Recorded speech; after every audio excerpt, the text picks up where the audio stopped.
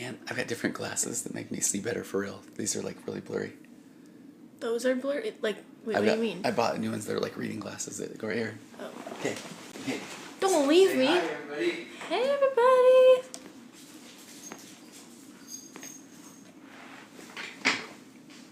Dude, your screen's all cracked.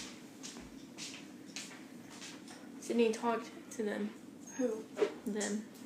Are you going? Yeah. Hi guys, I haven't washed my hair in like literally a month. Like borderline actually a month. Are you joking? No. So I don't want you to see this. Why haven't you washed it? Because that's just so much right now. Sydney hasn't washed her hair in a month. Really? Maybe it's not been a month. Okay. Hey, everybody. Welcome to the live. Did I hit start? I did. Close that door. Close that door. Are the dogs all out? No, there's Go, 100 let these of dogs them. out. Anybody? Go. Go, Charlie. Charlie. Go, girl. Go, Charlie. Nope, nope, go. Go. Okay. Hey, everybody. Hey. My name is Tony Overbay. Oh, we have one dog in here. She's fine. She's good. I'm a licensed. Oh, thank you. Real nerd. Right out of the gate, throwing the hearts right up on my head. I'm a licensed marriage and family therapist, a certified mindful habit coach, a writer, speaker, husband, father of 4. Oh my gosh! And that is gonna blow your eardrums out. Okay, come on. A very professional QA so far. Here we go. Feeling a lot of things. Okay, here we go. And we are here to answer all of your relationship questions. We've got, as the title implied tonight, I keep wanting to say The Last of Us. Wasn't that the Alien movie? Or the show? No idea. Oh. It was a video game? Yes. Okay, but we're not talking about that tonight. It's zombies. It's not aliens. Although I would talk about zombies if you want to. And then Sydney is right there, but is not going to go on camera, but she is going to take your questions and make sure that we can see them. I thought that would be more dramatic than that, something more important than that. See, look, very Demur. I told you. So pretty. Oh, Demur. That we were just talking about this word. He accidentally said this that is a funny thing. unironically yesterday, like out of nowhere. So Elena, and we didn't even know it was like a thing. I'm an old man though. Demur is back from my day. See, I never had heard it until it blew up. And I don't even remember what I said was demure. I don't either. But then you acted like that. Because you said you'd never heard that word before, right? No, until it blew up. Yeah. See, it's so in. It's so in. Okay, that's the word right now. I am fascinated though. This is a funny bigger thing. Than, like narcissism. Really? As far as a buzzword goes. One of the things that I have to do a little warm up tonight is to talk about. I'm working on an updated podcast episode on gaslighting.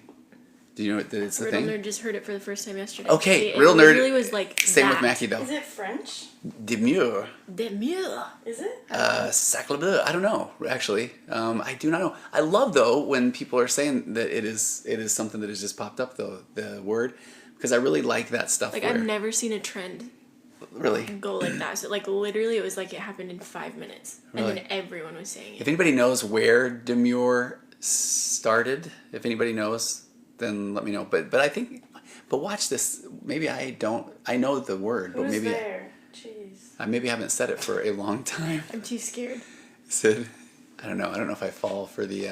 Yeah, I'm too scared. I do. But we've got some information tonight on gaslighting. We're going to talk about the movie, which is called It Ends With Us. It Ends With Us, because the therapist in me really finds some of the concepts in there about trauma bonding. Mm-hmm. But then there's the controversy that I like. Both of you guys have thoughts on the controversy behind it.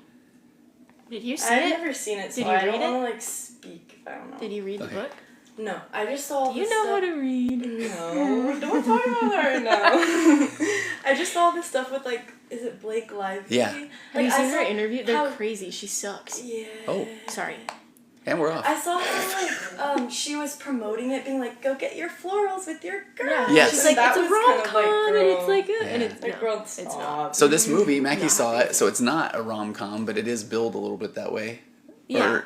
Yeah. They try to get you to think that the dude's a good guy and whatnot.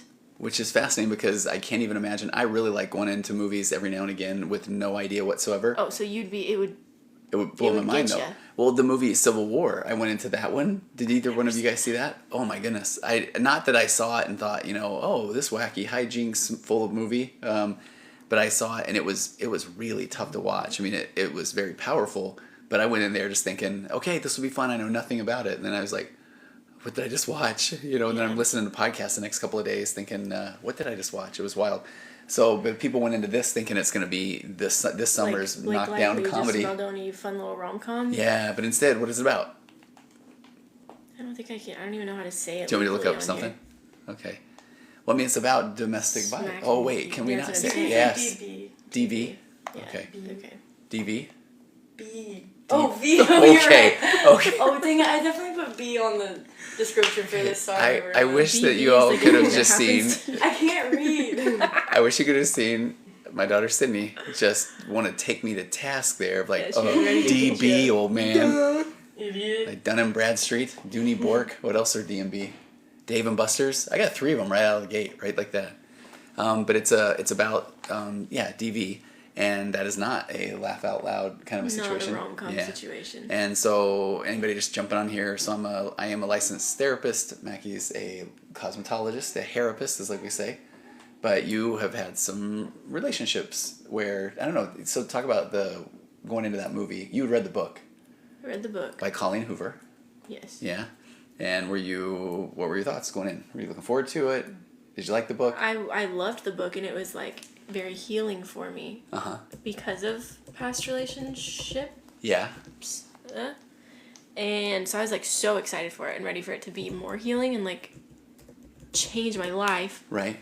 And then it just didn't. Okay. It was okay though. It just wasn't. It didn't hit the way the book did. Okay, so let me read the overview and tell me what if you agree with the overview, and we'll kind of jump in there. It says, It Ends With Us by Colleen Hoover is a romance novel about a young woman named Lily Bloom who falls in love with a neurosurgeon named Riley Kincaid. Ryle Kincaid. That sounds like a soap opera name. Ryle Kincaid. You just blew past Lily Bloom? Dirk Champion. I guess Lily Bloom. Lily Blossom Bloom. Oh, okay. Lily Bloom. So Lily Blossom Bloom and Ryle Kincaid. And he does have a chiseled jaw and everything. He does. After meeting him on a rooftop in Boston, the story explores themes of love, strength, resilience, empowerment. I mean, that sounds like a feel-good movie of the year, right? Yikes. Yeah. But then also the courage to break free from toxic patterns. Yeah. Some of the key events in the novel, Lily grapples with the lingering impact of her past with Atlas. Is that a name of a person or a dog? That's a dude. Okay. I feel like, here, boy. I feel like a dog Dude, named Atlas. Come on. So, you're onto with something. Atlas, her first love, who reappears and challenges her relationship with Ryle. So, the lingering impact of her past with Atlas, was Atlas a good relationship experience? Yeah. Homeless kid. Oh. But we like him. Okay, we like him. You know what? Okay, let's start out and let's just kind of jump in here. So the concepts of differentiation, which is that you, in theory, will only meet somebody that is at somewhat of an equal level of trauma as you, or that's who you will find yourself in a relationship with. Okay. And so the theory, this is why every 80s or 90s movie was all about going after the kid from the other side of the tracks. So it would be I remember this one called Some Kind of Wonderful, and it was the girl was this drummer, and she had lived in an abusive home, I believe it was, and then she was, or the jock who was the popular kid wanted to go out with her. Or then you got 16 Candles. Did you guys ever see that? No, because there was With boob Debbie in it. Ryan. No, Molly Ringwald. 16 Wishes. I know what you're talking about. Love that one. Classic. But that's one. In that one, she was I guess both of them. Girl from the other side of the tracks goes with like star athlete person. Yeah. Yeah. So the level of differentiation. Yeah, and Lena, we are talking about It Ends With Us. Yes. And so this concept of differentiation is you won't even think you can get or go out with the person that is, what I think the word I heard one time, punching up or punching down. Have you ever heard that phrase? No. That concept? Okay. I'm not old. Okay. But in that scenario, though, the reason I bring that up is in theory, if she was finding a connection with the homeless kid, the teenager, that's either she was incredibly differentiated and didn't care what other people really thought, and she was okay because she felt a lot of strength in that relationship. So did she, from what you saw, or how did the movie lay out? And I'm making a point here. Can you just go a little bit? She had a rough. Oh, so she came from a rough background too? Kind of. Well, that's Okay. that's breaking the patterns. Her dad is. Gotcha. Okay, so then she would be almost like differentiated. Scoot in this way. Yeah, so your head's in all the way. Okay, so then she Her dad would. is mean, and then she sees him living homeless across the street from their house. Oh. And so she's like, I've seen that kid at school. So then she like drops off some food for him and stuff. Yeah. And then people make fun of him, like, on the bus every day, and she, like, stands up for him and whatever. But she does come from... Okay, so then she would be rough almost kind of like situation. equal level of differentiation, sort of. In her, okay. yeah. Yeah, and so, and the reason I'm laying that out there too is that someone in that situation might be more open to being love bombed because they haven't seen somebody that is like, that is the guy from the other side of the tracks that's now all of a sudden putting a lot of attention on them. Yeah. So they wouldn't view that as like, this is really weird. They would just feel like, oh my gosh, this like, feels this is amazing. nice. Yeah. Does that, you know what I mean? Yeah. Okay, so then she says, as a teenager, Lily helped Atlas by giving him food, clothes, and letting him shower at her house, but she was careful not to get caught because her parents would be angry. And then we've got Lily and Ryle have a picture-perfect relationship at first, but things take a turn when Ryle becomes abusive. So what was that, Pat? Like, what was the love bombing like in the movie? You want me to just spoil the whole thing? Oh, if we say spoiler alert, is that okay? Spoiler alert. I don't know. I don't know the rules. Spoiler alert. Well, here's it's what not really. It's just the way they do it, which I guess would kind of be spoiling it. Okay. But it's kind of cool because not cool. That's not the right word. But they show like a couple different instances. Mm-hmm. I guess I don't have to go specific, but they show a couple different instances where they make it look like an accident. Oh. Like he's Did he aggressive or whatever, and they make it look like they just show the clip in a way where it seems like an accident. So then she's like, it's okay. Like then she's comforting him. Wow. And she's like, it's okay. Like you didn't mean it. Blah blah blah. Yeah. But then at the Thanks, end, Betsy. they re-show every Oh, incident. I love movies when they do that. Full, like the whole thing. So then you see it was very much intentional. Calculated. Yeah.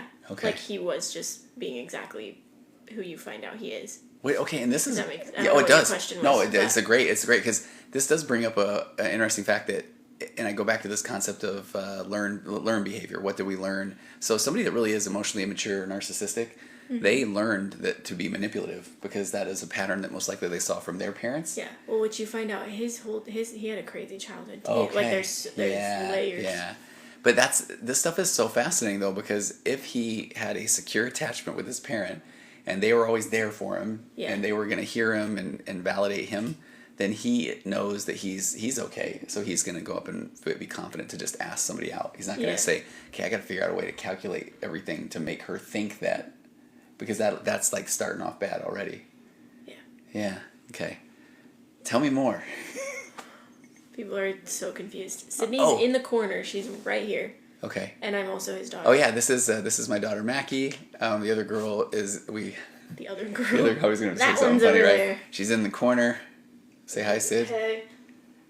These are from TJ Maxx. Oh wait, yeah, here we go. This is here's Sid's foot. They're so cute. Hey, Kay, that's just gonna be bad for you guys. Oh, I see what you're saying. Okay, and then Lena, right there, maybe manipulation is how they got their needs met growing up. Absolutely, because that's that learned behavior. Because most likely, if their parent was not very, if their parent was kind of caught up in their own world, because you have to step outside of your own self to be able to really provide emotional support for your kid. But so many people their kids are the ones that, they either want their kid to make them look good or they want their kid to not bother them, to why aren't you guys doing the things I told you to do? I might not have even told you, but why don't you know what to do anyway? Why are you making me so upset? Or now if the kid wants validation and they got a good grade or maybe they're good in sports or something, then all of a sudden the parent's like, that's my boy, chip off the old block. So then they How do you learn. Expect a kid to be okay. It's wild. It really is. Back and forth. Yeah, like because then the kid, the kid at that point is just trying to figure out what do I need to do to get somebody's attention. So kind of right what Lena was saying. Then all of a sudden now it is manipulation. Earthquake happening? That really felt like that, huh? Oh, it's me shaking my foot. It is you shaking your foot. Whoa, so I'm that gonna move the that chair 'cause I've earthquake never been behavior able to right stop there shaking. was brought to you by ADHD. In the flesh. You know what? Unfortunately, I wish I shook my No foot one more. puts Sydney in a corner. Nobody puts That's funny. Nobody puts baby in the doesn't corner. work. DJ, that is a good piece of business right there. That was really good. Okay, so I'll kind of keep going down the row here. Okay, but things turn when Ryle becomes abusive. Like Kyle. What was the first? Do you remember what the first incident was? Yeah. Okay, and what happened? He's taking something out of the oven, but he forgets to use a Oven mitt? oven mitt. So he burns his hand and Wait, then but he's the like, guy just goes into the oven? Yeah, he just goes right Okay. in. And then he goes, well, bam, and she happens to be right there. So when you see the accident, you're just thinking he's like, oh no, and she's like, oh, it's okay. But then you see it, and he does that, gets mad, and then, well, bam. Oh, and that's, okay, so he's mad because he forgot oven mitts, and instead of going, oh my gosh, my bad. Yeah.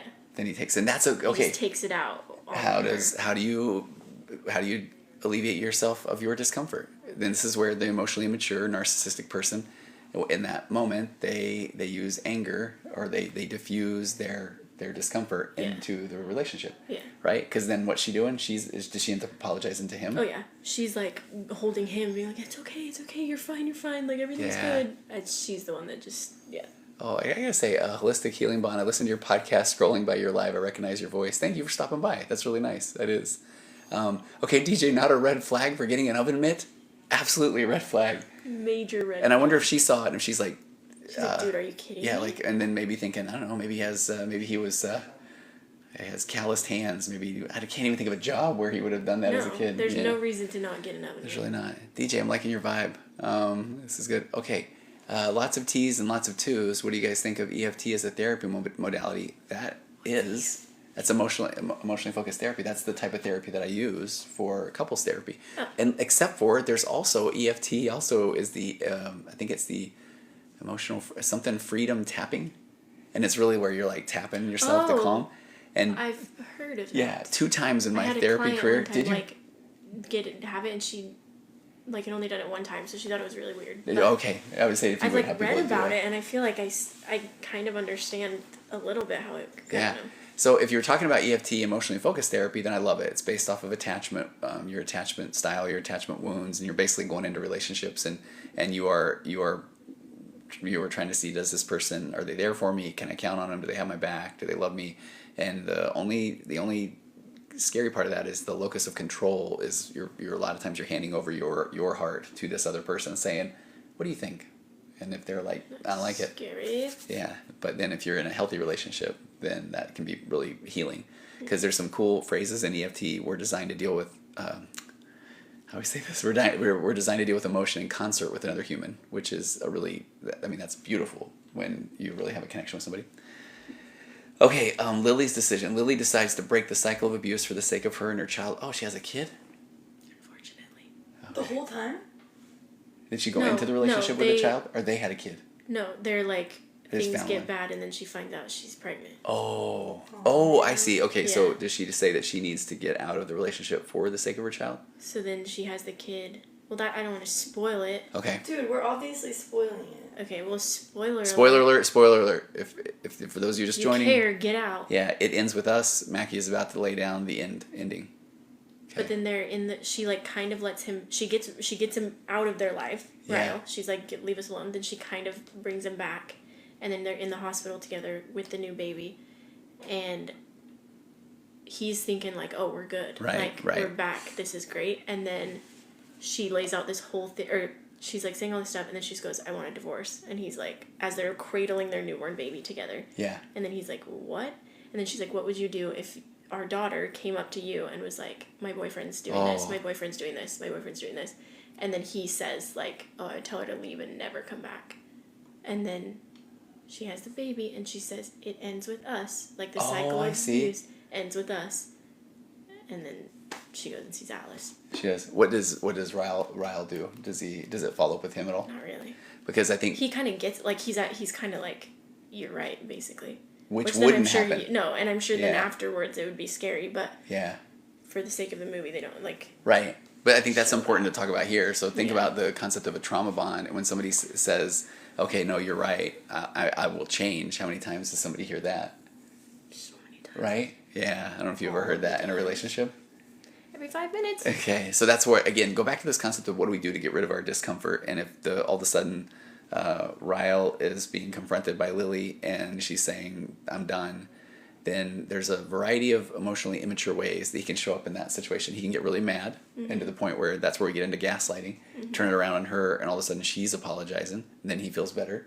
Or he can play small, go victim, and even, like, man, you're right, I'm a horrible person. And that's where she then is going to say, no, you're not that bad. We can, I just need you to change. What's he going to say then? Oh, I'm on it. I will change. Or there's the one where he's just saying, you know what, you're right, you deserve a lot better. And all of those, it was such a poor portrayal, Yeah, though. it really was. Okay, yeah. Really, that's why I was disappointed, because I was waiting for it to be so Thanks, Michelle. healing. Yeah. And they missed the mark. Yeah.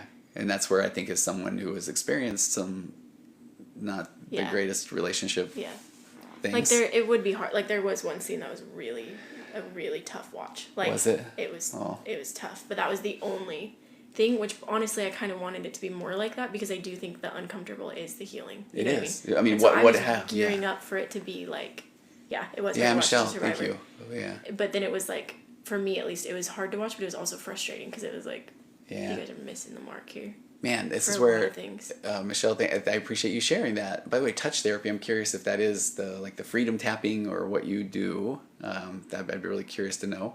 But that's the stuff that really breaks my heart, is to think that the people that went in there hoping for some healing. Yeah. And then I just don't. I mean, and maybe it did, obviously, like, I'm only going off of my own experience. So for all I know, it was very healing for people. But for me, it just, I don't know. I'm not trying to make a broad statement, but I was trying to do a little bit of... The book did, though. The book was healing. What was different about the book? I don't even know. I think just... Like, I think because it was uncomfortable. And there's more detail of, like, what's going on, and... I don't know. Yeah. You get more invested. Yeah. Well, I found a book review on the Slate online, and it's interesting because the person said, "It Ends With Us" has probably left the most impact on me than any other book I've read. Reading was an emotional roller coaster. There were times I felt angry, sad, happy, and giddy. Yeah. Prior to reading it. I had to take, like, a week afterwards to, like, process what I had just read, and, like, feeling all the things, cried like a baby. Well, so I wanted that from the movie. Okay. And I didn't get it. Well, and talk about that. That's what we talk about, this concept of whole object relations, because if all of a sudden you just don't want to feel that way, then you will ignore any situation, anything about relationships. That's where people almost kind of withdraw into themselves. But the whole object relations is I can feel frustrated about something. I can try to laugh about something. I can be sad about something. I can get angry about something. So I can have all of the emotions. Yeah, jinx. You can't say anything. I think if you say her name, Sid, I think she's back in. Who? Mackie. I just jinxed her. She can't talk. Maggie. Okay. Close one. But yeah, I think the book was better. It's been a long time since I read it, but I do think it was a lot better. Yeah. Okay. So Michelle touched. But I think the movie, that's pretty cool. I think if you hadn't read the book, I could see the movie also. Like, I could see the movie kind of being good. Okay. If you just had no idea what to expect and had no expectations. No expectations. Then I think it could be a good movie. Yeah. Well, here's what I like. In this review of the book, the person said... Oh, yeah. Also, I walked away from the movie thinking, I really liked that. That was really good. Okay. And then, like, a day later, when I'd been thinking about it, I was like, they missed this and this and this, and they didn't do this, and that, like, then I kind of had my, like, I actually didn't think that was great. I actually kind of like that about a movie. Yeah. Where it does, if it keeps you thinking. Yeah. But initially, I was like, nice. Yeah. Like, solid. Because I laughed a lot yesterday at Deadpool. I haven't thought about, like, man, what was it about that really struck me? Or so that's kind of interesting. Oh, okay. Michelle says I say watch The Maid on Netflix if you want to see some accurate TV.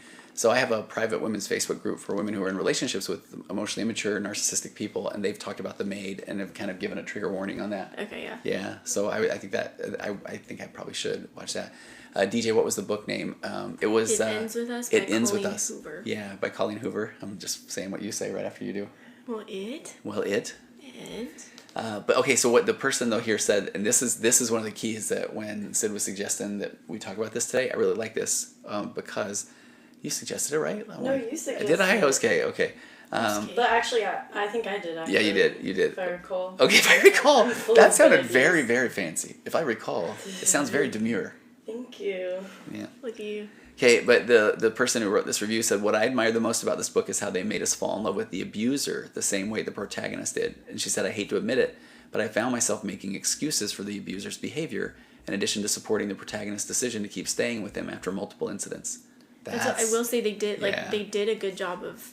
Because I think, again, if you hadn't read the book, you would love him, like, from the start. Like, you'd think he was so great, and you almost would not be supportive of her and Atlas when he comes back, because you would like him, you'd like Ryle so much. Man.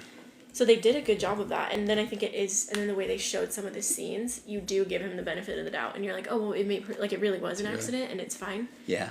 And then so she brings him back, and you're still kind of like, that's okay, Like, I get it. So what's wild is that what you were saying about they go back and they replay the scenes and then show what was really happening. Yeah. And then that's when you realize, like, oh, like you... Yeah, it was just crazy because having been a little trauma bonded before, it was just weird to see that because it's like almost like you take the glasses off. Yeah, the rose-colored glasses. Rose-colored glasses, and you're like, okay. So if anybody is not familiar with the concept of trauma bonding, it's based off of this thing called intermittent reinforcement. Would you like to hear about rats? No. Ooh-wee. Wait, is this with their jackets? No, that's one of the best. You know that one, Sid? Is that mice? Yeah, whatever it is. Oh gosh, that one's a good one. Jackets. Okay, so this is B.F. Skinner, who's a psychologist. His theories on operant conditioning and behaviorism. So he carried out studies with rats, and when the rats pressed a lever, they were given food every time. So that was this continuous reinforcement. So that would in essence be the love bombing phase. So, and I don't know, I would love to watch. I've never seen a video of it, but I want to know where they just like this nice little pull the lever. Here comes the food, and they love it. Rats like standing up. I don't think so, but I don't know. There are no jackets in this one. But then after a while, the researchers changed. It's more of like a pedal. You think is so? What I'm picturing. Well, it doesn't say pedal. Well, you really think they're... Okay, Sid, are you going to be our fact checker? Yeah, I just fact checked it. They are standing wearing sweaters. Okay. Told you. No, that's what I said. Oh, no, you said it. I said okay. that. You didn't know what you said. Okay, so, but after a while, the researchers changed the parameters of the experiment. The rats were rewarded with food in unpredictable patterns. Sometimes they pressed the lever and they would get food. Other times it would not. And the pattern was random, so they couldn't predict whether they would receive the reward or not. So go back into the concept of the relationship. So they just were pressing the lever, getting food every time. Love bombing. You are the most amazing person ever. And that love bombing phase can last for a while. Yeah. In the movie, could you tell how long did they show that part lasted? Was it a long time? I mean, not crazy long, but in the book, there's like more. Like, he goes way more out of his way to, like, love bomb. Okay. Which he does. I mean, in the movie, it is like, it starts off just very strong. And Okay. she's like, we're just going to be friends, whatever. And he's like pushing it. Yeah. And he's like, I can't stop thinking about you, blah, blah, like all this stuff. So. At some point then. And that's where we go back to that part of the differentiation concept. If she had had a healthy relationship with parents, her childhood, then she would recognize that as that's a you thing. Like I have a healthy boundary. Yeah. Right? Which is really fascinating. So back to the study then, now when they would do it in an unpredictable pattern, the rats, and it was interesting because the researchers were saying, okay, will they stop trying to pull the lever to get food? Yeah. And instead, the rats went ham.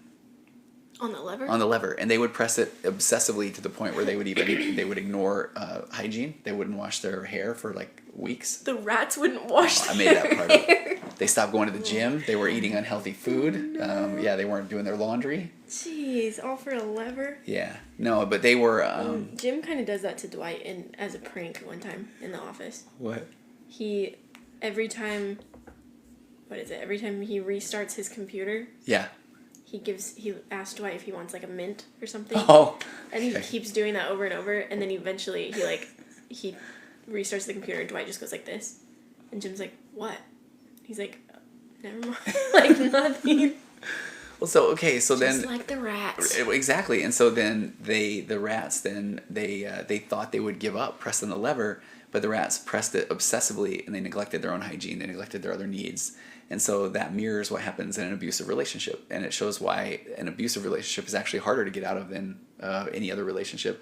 And it's because people become addicted to trying to get the immature, the narcissistic person to then behave in a normal way or a sane way or go back to that love bombing. And so it starts hitting the same areas of the brain as like an addiction. Isn't that wild? And if you think about it, then the same person that provides the reward is the person that provides the punishment. So when you are feeling punished, who do you want to go to get the reward? Like the person delivering the punishment. Yeah. And then that person has absolute power as well. Which is what I seriously, like when I was in my bad relationship, yeah. It literally took the relationship ending, and then it literally was like 2 weeks on the dot after the breakup that all of a sudden it was like, it just hit me that I was like, oh. Like then almost like all the hygiene and all the whatever. It's like that side of it. It's like all those things all of a sudden I could see them again and be like, oh. Okay. Did you find yourself still wanting to go back in? Up at the 2 weeks, yeah. But once I realized that on that it's like everything changed and I was fine. Yeah. Michelle, I think they say it takes an average of 7 attempts to leave in that movie 1. Yeah. Oh, that's interesting too. That is it. Yeah, especially because the background, like you see her background and you see where she comes from, and then she like it would not work like that. Unfortunately, like you would not just leave at the first attempt and have no problem, especially when there's a kid involved and there's like all this stuff. No. So it is really unrealistic that way, and I think that would be hard to watch if you've been through that, because it feel like you did something, like you weren't strong enough or whatever, you know. And it's like, no, you like, it's harder than that. So here, as a practicing couples therapist, I work with a lot of people that are getting out of emotionally immature relationships or narcissistic relationships, and it she's saying in 7 attempts, I've heard 9, I've heard 12. Okay, and what I watch is I call them the rule outs. And one of the best things that you can do is, if you're working with a therapist that really understands emotional maturity, narcissistic traits and tendencies, is there really has to be an acceptance. I tell my clients that, hey, even though you feel good right now, that you don't think, okay, I don't deserve this kind of a relationship, but most likely they're going to then find themselves, and it's usually when they get lonely, and we call it pathological loneliness, where it's like this deep ache, and it only subsides by turning to the drug of choice, the narcissistic lover. And so, right? And so then at that point, then I'm telling them, okay, my job as your therapist is of course I would love it if this person didn't go back to that relationship, but that's a me thing. But I'm here to support them, and then most likely they are going to, even when they have awareness of what's going on, they're still going to think, okay, you know what though? I'm okay now. I can probably go in there and have this deep conversation, or I can really stand up for myself. But the narcissistic person, or the emotionally immature person, knows all the right buttons to push. So if you think that you're about to get away, well then now they will even feign maybe not wanting to exist any longer. I'm trying to stay away from one that'll get us shadow banned. But they'll press any new button to try to get that person back into that trauma bond or that enmeshment. So that's like tough. And I remember working with a lady at one point, and she had been married for over 30 years to one of the most narcissistic people I think I've encountered. And changing some of the details here because I want to keep it confidential. But what would happen there is that she would get drawn back in, but then she would have panic attacks. So it was her own body keeping the score, saying, well, I can't do this anymore. So she would say, I can. But the second she would go back in the relationship, then she would have panic attacks, her heart rate would elevate, and she would find herself not really wanting to exist anymore. Yeah. And so at that point, she could get out of that. So do you know about the narcissistic discard? You heard of that? No. So the discard, I feel like, is almost a gift, and it's when the narcissist, a special kind of narcissist, then they immediately, once they feel like they can't manipulate you any longer, they've alady moved on to the next person that they can get that supply from. Oh, that's how I got out of mine. That's what I was saying, because I thought it was. That's how I got out of mine, because it's crazy, because it's literally, my anxiety was my hero, because I was so anxious that I wasn't functioning. Yeah. Like, I could not get out of bed. I was not functioning. How wild. That then he got so, like, sick of it. Like, he couldn't manipulate. He couldn't do anything, because I was literally, like, this shell of a human being, and I couldn't do anything. Yeah. And then he got tired, and then he was talking to other girls and doing, whatever. Yeah. But then he was like... So you got the discard. He dipped, because my anxiety was too much, which my anxiety was too much because my body was keeping the score. Yep. My body was telling me we need to get out. Yeah. I wasn't getting out. Yeah. And then, so 100% I got... I mean, it sounds weird to say lucky, but I got so lucky because I wouldn't have left. You did. You got lucky by the discard. And that's where it's interesting, because from my chair, the person will have this trauma bond, but then all of a sudden the narcissist will disappear. And they're thinking, oh my gosh, I'm not even as they're starting to figure it out, they're thinking... Yeah, anxiety. He caused the anxiety that then caused me to, like, this is break. And then that was too much for him, totally. And then he did. I like what you said, anxiety was your hero, because in the type of therapy model called internal family systems, or IFS... that's that part where there's no bad part. None of us have a bad part to us, but all of our parts are trying to protect us, like the movie Inside Out. So in that one, your anxiety was there for a reason, and it was there to amp you up so that you couldn't even go back in. Yeah, I didn't even have the choice, which was good. Yeah. Rogue, it's important for a couple to communicate, to try to work it out, not just in the relationship. And you are absolutely right. And this is, again, as a couples therapist, I've been doing it for almost 20 years. I think I've worked with over 1,500 couples, and I can tell you that what is fascinating is I get couples that come into my office, and I just say they don't know what they don't know. I think we all start a little bit immature, but when you get the right tools, then the person does their very best to try to implement the tools, and more times than not, both of them start to get a little bit better together. as they learn to communicate more effectively, as they learn to differentiate, sit with their discomfort, not need somebody else to tell them they're okay, not need external validation, learn to validate themselves. And then that takes time, but when they get the right tools, they're on the right path. But sometimes it's okay to leave if it's just I would say, but going back bad. to like, and I will sit with this, my healthy ego, my strong opinion on this all day long, because I've been doing this for 20 years. And there are also people that get into that. Even when they come into the couples therapist, you hand them a tool, and then they weaponize the tool. So I talk about, I've got my 4 pillars of a connected conversation, which is based off of emotionally focused therapy, and I won't go into them in detail, but when the first one is that you basically give people the benefit of the doubt. You assume somewhat good intentions. It's difficult when you're talking about somebody that's narcissistic or emotionally immature, because if they're calling you a bunch of bad names, then I take off the table. Assume good intentions, but my pillar 1 is there's a reason why somebody says or does what they do. So the reason why is because that person never saw a healthy relationship modeled, and they feel like they have to basically take control of the relationship in order to be heard or to feel like they matter.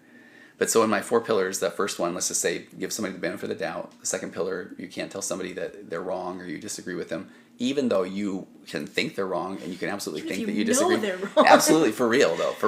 And that, don't because say it. you'll start to realize that any of these pillars are where a conversation goes out into the weeds. So in that scenario, if I just start out by saying, okay, I don't trust, I think you're trying to hurt me here, then that person's gonna have to defend that. Yeah. Or if you say immediately, like, that didn't happen, now that person's gonna say, but it did. And this is where, as a couples therapist, you would see a couple excuse me, you would see a couple arguing about whether it was in May or June when they had this argument. And then I used to think, man, if we can figure out what date it was, then this will be great. But it doesn't really matter if it was May or June, because that's where you're both basically saying, okay, I thought it was May, you thought it was June anyway. And then side note, there's this Brooke and Clinton.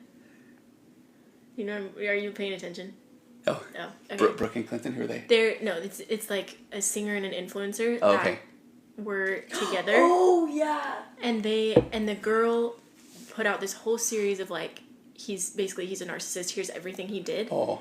And like says everything, all these things, and then he puts out like a rebuttal kind of, and his whole thing, all his like defense basically is things like that, where it's like, well, we actually went to dinner at 5 and not 7. Oh, okay. So she's wrong. So and we she's hung wrong. out Here's the details. 6 times that month, not 8. Like that's literally his defense the whole time. Yeah. And it's just like he literally just proved to everyone that he was a narcissist. Because he's saying like, look, everybody, it was those little inconsistencies that then he was like, well, so now you're wrong. As she's like, he lied about his mom being alive, like things like that. Yeah. Like, I lied on he this fakes date, an accent. Maybe he forgot. Like, no, literally, like crazy stuff like that. But then he's like, but it was 5 people and not 4. Man, Jazzle, hey, welcome. I will get to your question too, because mom's cluster B of some sort and an alcoholic. That's a lot right there. Cluster B personality disorder. That's your narcissism, your histrionic, your borderline personality disorder. So you throw a mix of alcoholism in there to deal with their own discomfort, and that is a hot mess. Is what that is. But so with these pillars, though, my pillar 3 is you ask questions before comment. So let's just say that, all right, I've given somebody the benefit of the doubt. I'm not telling them they're wrong. I might think they are. So then I'm going to say, hey, take me on your train of thought. Help me understand. Because that's the part where the true narcissist or emotionally immature person, they just need you to get angry and tell them they're wrong, because they know what to do with that. Oh, really? Well, you're wrong. They don't know how to handle it if you're like nice and respectful. They don't. So then if you're like, oh, I'm sorry, tell me, help me understand. And they'll be like, and then pillar 4 is you have to stay present, and you don't go into a victim mentality and say, okay, well, I guess I'm just a walking piece of garbage, and I'm the worst person ever. And the reason I just laid all that out there is when we were talking about the person that said, hey, you should work on it first. And it's everybody's going to want to give it a try. Nobody does just say, oh, I think that's valid. It's worth the try. It is. You shouldn't just, one tiny thing and get out. But if you know, then I think it's okay to get out. Well, and so that's what I'm saying. Like these tools, then what you see is, so you hand those to a couple that really just says, okay, we don't understand what's going on here. Now all of a sudden they are saying, okay, it's a me thing, and I have to assume good intentions. I'm not going to tell them they're wrong, and I'm going to start asking questions instead of just saying, this is what you're doing, because that's what we have a tendency to do. But then the narcissistic or incredibly emotionally immature person will immediately weaponize the tool. Well, you're not assuming good intentions. And so then it's like, and one of my favorite things is when the person comes in, and you will see, I'll call them the pathologically kind, the kind person that really wants to make it work. is coming in and they're continually saying, okay, I'm struggling here to assume good intentions. I mean, that's a me thing, or I do want to tell him he's wrong.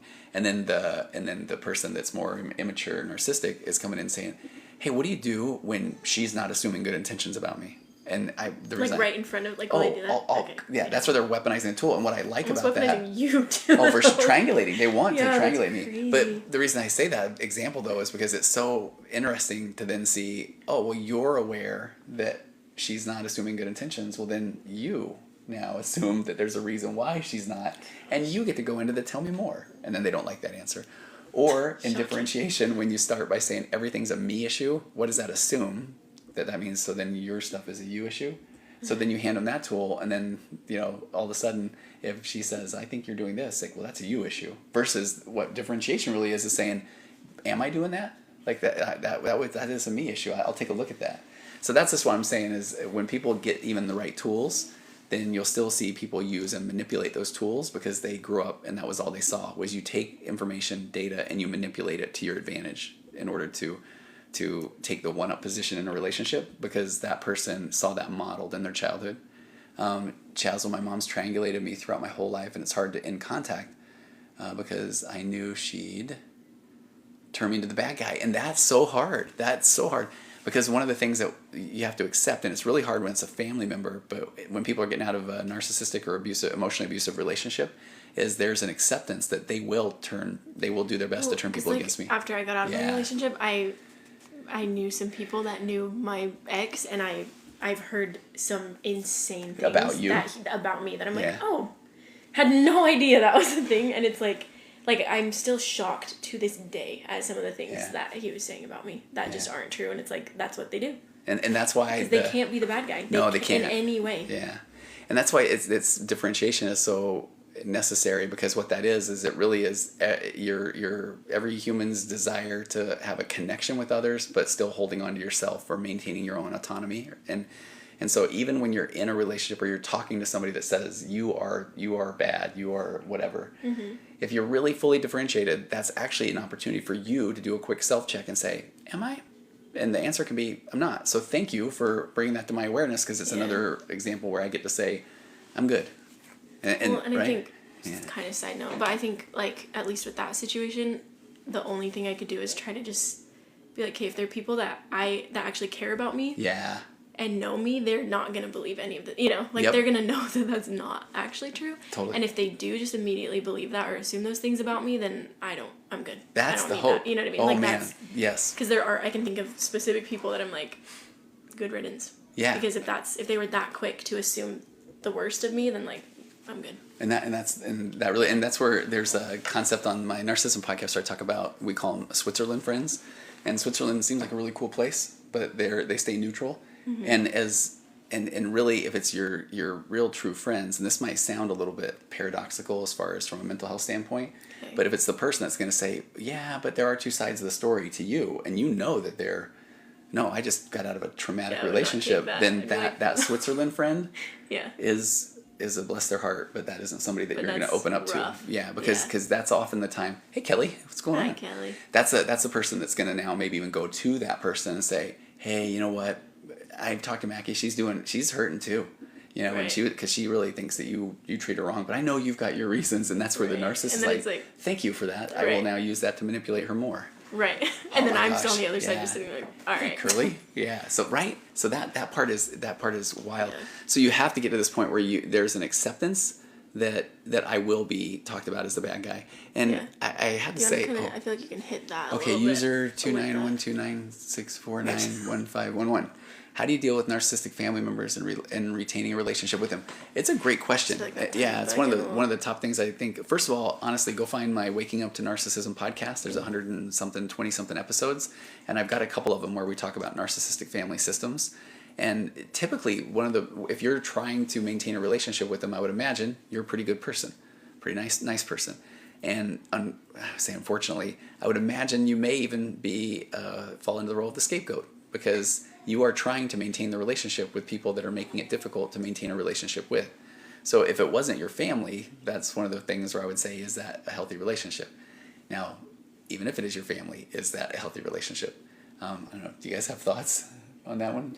Well, Because this was tough. Yeah. Faye just said there's a way to deal with narcissists. You have to accept them 100% as is and stop changing them. Ooh, Faye. And it's like, I think that is important. Like, Yeah. because you'll never give a narcissist the aha moment. And that's so real. It is. So I've got these. Which sucks because it feels unfair when you're like It is. on the other side of it. And it's like, you basically just have to let them kind of, which sucks. But again, if you can, you're not going to change them. No, and if you can reframe it too, then it's an opportunity for me to self-confront and grow when they say you are this way, and if you're able to say, "Am I?" I mean, you're not saying that into the outside. Yeah. It's an inside voice, and it's like, you know what, I'm good. So I've got these 5 rules of interacting with a narcissistic person, and one is to raise your emotional baseline, which is self-care. Because if you are not taking care of yourself, that means you're probably wasting a lot of emotional calories and time and effort trying to make sense of the nonsense. And so you have to dig into self-care, and it doesn't have to be running a marathon. It can just be starting to think and hope and dream and read and watch and draw and color and learn music and brush your teeth, take a shower, all those things. Sleep. All that, because you have to be water. Literally, it's all those. It's the little tiny. Because you have to have your A game, and it's not so you can confront them, but it's so that you can now. Rule 2: get your PhD in gaslighting. We'll talk maybe about that if we have time tonight. The third thing is get out of unproductive conversations, because once you recognize, okay, I'm feeling better about myself, and I do understand what gaslighting is. This person is, I am starting to feel crazy. Then at that point, I get out of those unproductive conversations. But that leads to the 4th thing, which is learn to set healthy boundaries. But if you've been raised by strong boundaries. There we go, Sophie. So if you are raised by an emotionally immature person, most likely you never saw strong boundaries held or kept. And there's that big difference between a boundary and an ultimatum. That ultimatum is you're basically telling that person, hey, I need you to stop talking to me that way. Well, that's an ultimatum. And that you just handed the narcissist your buttons. Hey, this is important to me, right? Yeah. You're like, all right. Yeah, like, oh, so squashed. Yeah, so when I really want to take advantage of you, I have more buttons to push now. So then the boundary would be, if you talk to me like this, then I will leave. And if then, because that's a me thing. But yeah, what Mackie alluded to, the 5th one, is that you will never give that person the aha moment or the epiphany. And that is the most frustrating thing in the world. Because you keep circling back around thinking, well, if I just say it this way, or if I show them, well, last time you said this. Because then they're like, oh, the air I breathe. No, I didn't. Right. Like, it's not going to happen. Oh, yeah. It's so wild. Yeah. Okay. Do my kids have a chance of not turning out just like their narcissistic father? The fact that you're here listening is, they will. They'll pick up on whoever that is. They do. And I think that is something where even if you don't feel like it's making a difference, it is. And I've got so much.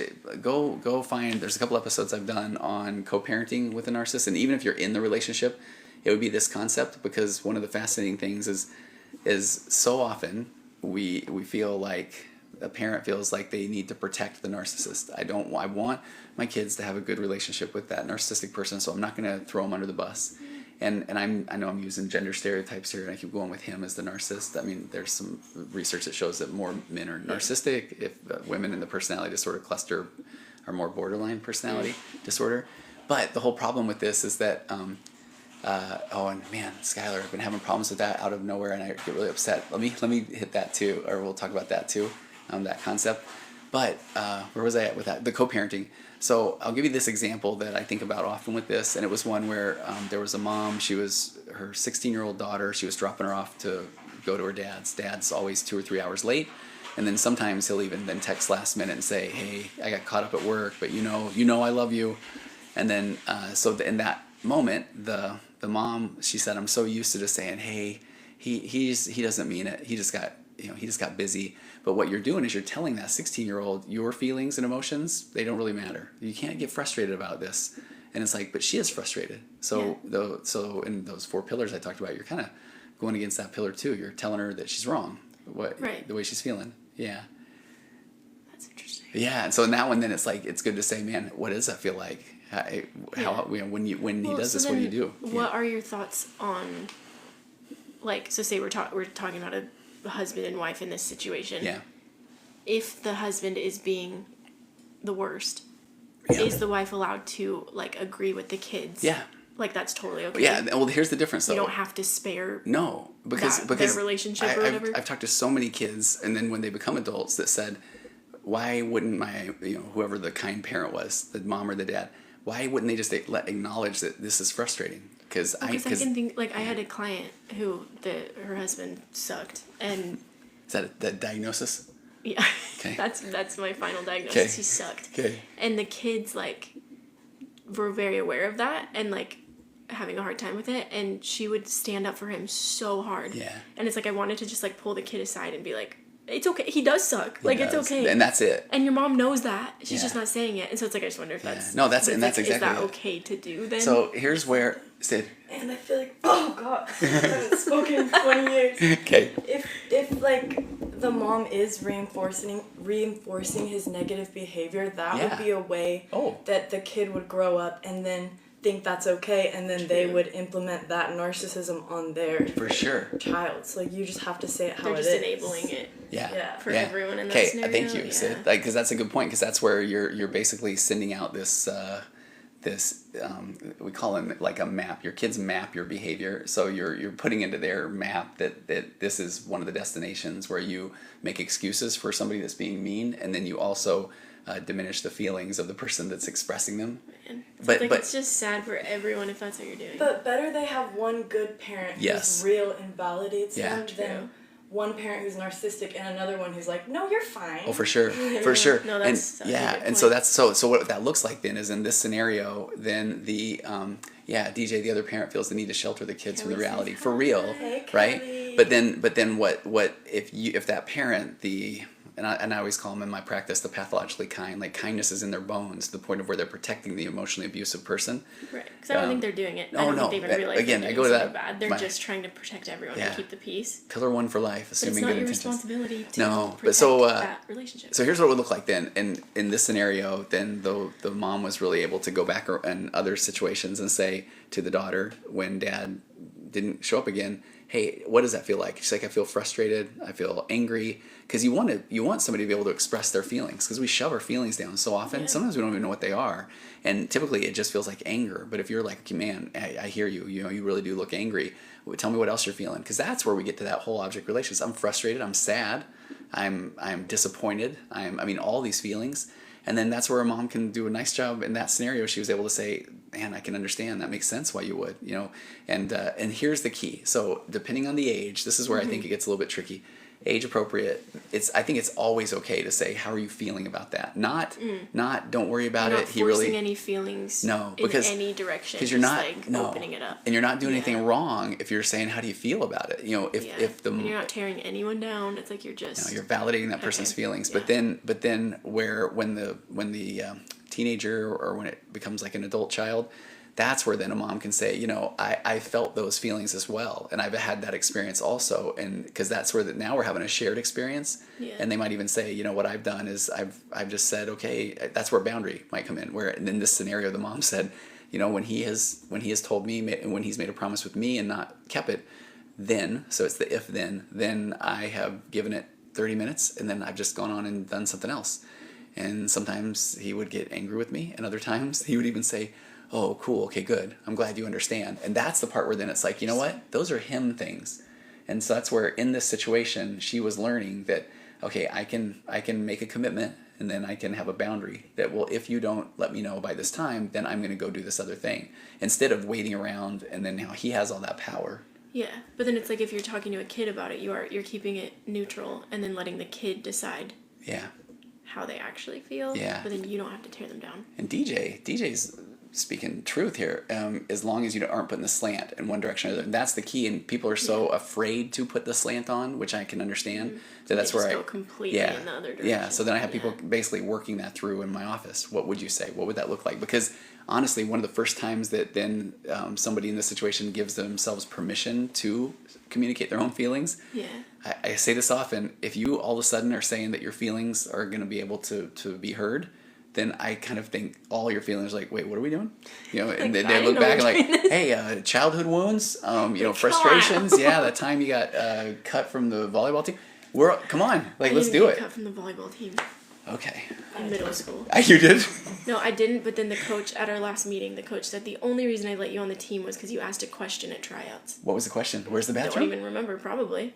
Okay. They only let you on because you were dumb. Really? Because I was curious about the sport. That's I right. went home and cried, and then I didn't play volleyball ever again. Okay. Okay, that's a good one. That one. How often do narcissistic people realize their own disorder? I mean, that's the problem, is that if they're a true narcissist, they don't know they're a narcissist because they're just busy being awesome. And everybody else doesn't get it. Like, have you ever told a client you are a narcissist? No. Or is that So number one rule of Narcissist Club is you don't call a narcissist a narcissist. Okay. And do you imply it a little bit? Well, or no. try What to you get can, them to realize it, or not even? I mean, it's because then that's a me issue. I need them to know that. And so a narcissist is trained in, I call it, it's putting up an attack surface. So as soon as you gotta do the puzzle, or we go away. So as soon as you say, I think you might be narcissistic, then it's almost like, okay, immediately they know what to do with your opinion. Because true narcissism or extreme emotional immaturity is an all or nothing, black or white mentality. So if you have an opinion, then it's wild, but immediately then they are, that means you think I'm wrong. So now I need to let you know that you're wrong and I'm right. So it's like you're ruining any chance of any they have to come to it on their own. And I have had that. Then you're not a safe person anymore, right? No. Like you're the enemy almost. Yeah, and one of the most fascinating cases I've had, and there's only been a few that I call unicorns, special unicorns. But it's a person that... You tell them that? Oh yeah, this person. Yeah, if this person hears these highlights on YouTube, plug there. If they hear this later, they will know that they will say, "You were talking about me, weren't you?" Because it's just kind of a little narcissistic. But exactly. But they're funny though. They're really funny. But this was one where they did get caught, and it was just because of the family dynamic. They stood to potentially lose everything, and it was like this perfect storm where they had to keep coming. But I watched this for 6 or 7 or 8 months. That they were still trying to manipulate me in the session. And I'm not trying to say like the great me, but it's the thing where when people don't know, narcissists, right? Well, yeah, right. How dare that person not understand that I know everything about therapy? But people don't know what they don't know, so that's where they're saying things that are very manipulative, thinking that I'm gonna buy it. And that's where I love when I have this couples tool, this emotionally focused therapy, my 4 pillars of a connected conversation. And so far, it's only worked with about 1,500 people over 20 years, or couples. And so then you get the person that comes in, they're like, yeah, I haven't really listened to any of the stuff you sent me on your 4 pillars. Let me tell you how crazy he is, And that's like when the wife's the narcissist here, right? And if she's just saying, yeah, when you hear this, because think about what they're saying. They're saying, I've come to you for help. I know that you've got all this experience. I've listened to podcasts, probably haven't because they are long, is what they'll say, And then they'll say, I don't even need to hear your tools. When I tell you what I'm dealing with, then you will change your whole tune, and then we will both gang up on this person and tell them how wrong they are. And then you guys high five and do it. Yeah. Anyway, but so to that point though, the person has to come to that realization on their own. But the whole problem is that a true narcissistic personality disorder or incredible emotional immaturity, I mean, that starts from childhood, because that's where they only believe it's basically a childhood coping mechanism. That comes with a side order of a lack of empathy, and then they feel like they only matter if they have control of a situation, and that control can be taken either by the kind of control of controlling a situation, a conversation, saying that they are better than somebody else, or you also have that they call them like a vulnerable narcissist, where they always play the victim. They're always the worst. Everything's always bad for them, but it's basically like controlling the situation because all eyes are put back on them. And then they find themselves in relationships with this pathologically kind person, because the kind person is the one that is going to end up saying, okay, I must have said it wrong, or they're going to be the one that's going to continually try to rescue that vulnerable narcissist over and over again. It has a lot of words there, but yeah, but it hasn't been changed. Talking about gaslighting, by the way, well, wait, other questions? Let me stick here, because I had some gaslighting stuff ready, just in case. Okay, then you need to analyze my soon-to-be ex-husband. My ex is one of the worst in the world. I'm so sorry, Victoria, because if somebody... I'm glad you're out of it. Yeah, soon-to-be, yeah. But that takes a lot of time to get there. I know, because I've had people that it's been years when they've just started to have awareness that something might not be right in the relationship. And part of when we were going over these 5 rules of interacting with a narcissist earlier, what I think is interesting about this is the reason that I even set those things up is because as a therapist working with couples, nobody knows that their partner is immature, because you're just in the relationship that you are in, and so you're trying to make sense of it. It is your reality. And so what happens is people will read some things about maybe narcissistic traits, tendencies, or personality disorder, and when they think that that's their spouse, then, and I say this often, whatever you read, it will just say run. In essence, it says save yourself some time, go ahead and get out of the relationship. But the person that is reading that is just now starting to learn about emotional immaturity or narcissistic traits and tendencies.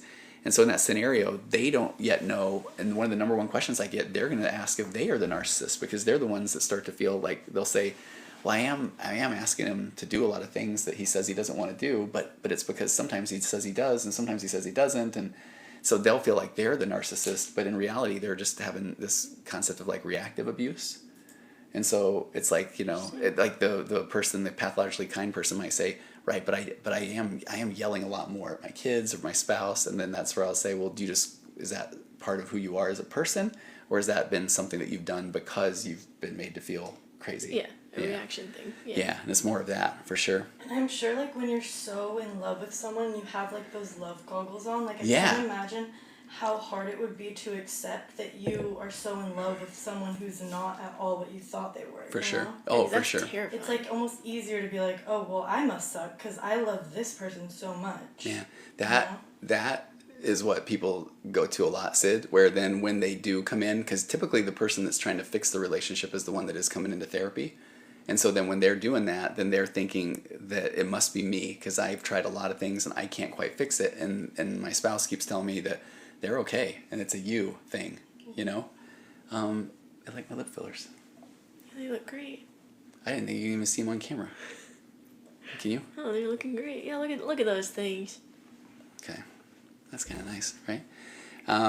Okay, but in that, and here we go with Adrian, my ex-partner is an avoidant, and I'm the anxious. I still want her, and I want to be with them even. That anxious-avoidant is that one's a trip. I'm an anxious attached. That anxious-avoidant pattern, it's part of that, what feels like this, what Ross Rosenberg calls human magnet syndrome. So the more that the avoidant withdraws, the more the anxious then feels like, okay, I don't like the way that feels, so the only way I can fix it is to know, are we okay? I have to keep going in and interacting. Like, I'll do whatever it takes. Like, just, are we good? And what can be really difficult about that is that then if the avoidant, even if they're just like, we're good, the anxious is like, oh, that wasn't, I don't think that was, yeah, right?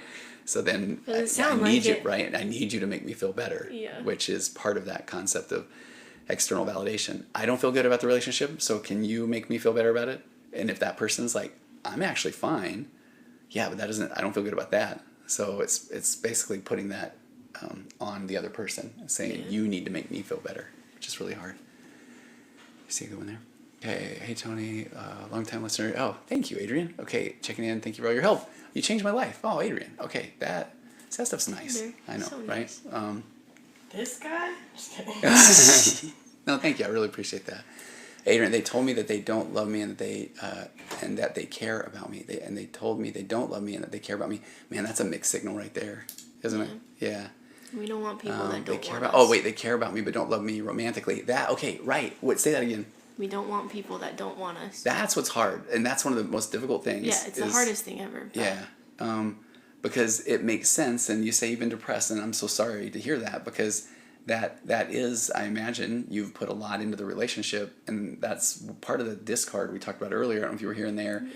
It's rough because and this is, most likely, this is where we're all a little bit emotionally immature, and we're in relationships with each other, and we need to go find the right tools, and we need to learn how to show up more differentiated, more being able to sit with the discomfort. Because what it really ends up being is like when we feel uncomfortable, what do we do with that? I want this person to make me feel better. I want them to tell me it's going to be okay. But the reality is, if they're kind of getting out of the relationship for whatever reason, that is a them thing. And so now it's your job to learn what to do with that discomfort. And it might need to be being around some friends, even though you don't want to be. What are some other tools? Because you've done some really good work here. I think you talk about it all the time, but it's doing things. It's doing anything. Like we've talked, literally Legos. Yep, you built Lego flowers, played an instrument. Books, yeah, I don't know, what do you think, Sid? I have a thought about that one. Okay, talk about it. To me, it sounds like they love you only for the love that you're giving them. Yeah. And it's like, okay, so you're not in the wrong here. Like, you are capable of loving someone and receiving love, but like, this person does not deserve your love. Like, of course, everyone loves attention. Who doesn't love attention? But like, you should only be giving that when it's reciprocated. Yeah, that's really good. Like, you deserve so much better than that. Yeah, it really, for real. Yeah, and me as the anxious feel that they won't come back to me, and that's where the acceptance. So the acceptance doesn't mean apathy. It doesn't mean I give up or I give in. That acceptance means to take in without defense in its entirety. So if I accept the fact that they may not be coming back, it can still hurt, and I can still feel all the feelings.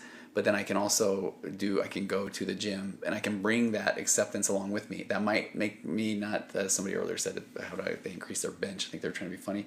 But you probably won't be able to increase your bench much. But you will be going and doing things.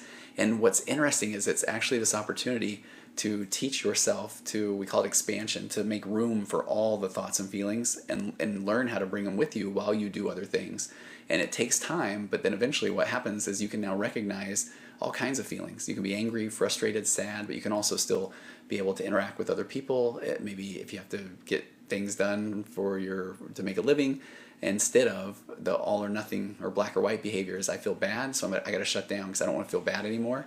So I'm going to wait till I don't feel bad anymore. But part of that emotional maturity process is I'm going to learn how to notice I am feeling bad, acknowledge I'm feeling bad, and even accept that I feel bad. And then I can actually bring that along with me while I do other things, which is the thing you used to joke about that you didn't like when I would say that, right? Yeah, I would say I was feeling like anxious, for example, and go, just bring it with you as I'm like panicking, thinking I'm going to not survive, and you're like, oh, just put it in your pocket and bring it with you. But it's real. It is. You can bring it with you and you can still do things. It takes effort. And it sucks. No, and it does. And someone said it can be really hard to distract yourself, and I think it's the hardest thing ever. Like when you're feeling something so big, it's so hard to do anything but feel it. Yeah. But that is the key. Like you bring it with you. You do the things anyways, and it slowly becomes easier. Yeah. And I feel like it's so hard, and like distracting yourself truly is so hard until it isn't, and you actually just distracted yourself. Like, and you don't even realize it happened. Trying to distract yourself is impossible. Of course, that's funny. You're like, don't think about the elephant. Like, if you're trying to distract yourself, it's gonna be a miserable experience until you wake up a week later, and for once you haven't been thinking about this guy. You know? Right? That's really good. That's do the things. That's so good. Even if it doesn't feel like that's what you should be doing. Yeah, and so Lena, when she's saying it can be hard to distract yourself, absolutely. 100%. And then I really like that username. What if they discard you and then they come back and say they made a big mistake? So let me talk about that. So another one of the theories that I have, I call it, I talked about it earlier, raise your emotional baseline. Self-care is not selfish. What that looks like, though, is when you're firing on all cylinders, we'll do it with the hand, your emotional baseline is high, everything's going great. I don't know, food tastes better, the birds are singing louder, everything's good. The sky's bluer, the sun is brighter. But I mean, sometimes we will feel that. We'll all have a little bit of moments where we feel that. But then, and you're making decisions right here. They're meeting you at this high emotional baseline. So you're making pretty good decisions. But then you go through a breakup, or you lose a job, or somebody is, that you care about maybe leaves, or any of those things. Life starts lifing all over you, and your emotional baseline lowers. Well, where are all the decisions? They don't say, "Hey, buddy, we'll come down here." And they stay up there. They stay up here, and it starts to feel like they're even further away. Yeah. And so you're looking up at these things, and it's like I can't even make these decisions, which then makes your baseline even lower. So that distraction, that's a big part of what I talk about raising your emotional baseline. When I get a client in, and they're like, "Yeah, I know I should meditate. I know I should read. I know I should pet the dog or go on a walk or any of that stuff." But I can't, so see how bad I am. And it's like an acceptance of that, I can't even I don't even feel like I can do those things. You can still be bad, and you can pet that dog. Yeah, you pet that dog. And then maybe you move up just that tiny, tiny, tiny bit. You move up a little bit, and then you feel like making a sandwich. Right? And then you're up a little higher. Yeah, and right up here you're like, okay, maybe I'll do a little bit of that meditation. And then you can see those tools a little bit better. And pretty soon I can get the tools, and then I can get up a little bit more. And so that's a process right there. Yeah. And this is where we throw in the concept of, and if you are curious about maybe taking a medication, an anti-anxiety, an antidepressant, any of those kind of things, we often start thinking about doing that when your baseline is low. And so when you're low, medication might feel like right here. Mm-hmm. And that's a tough place to be. Yeah. So sometimes when you can take a medication will bump that baseline up enough to get to the tools.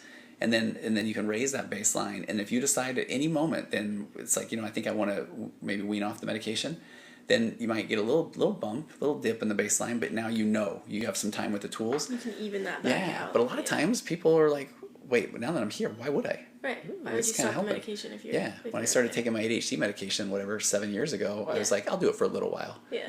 that changed my world. Yeah, that really did.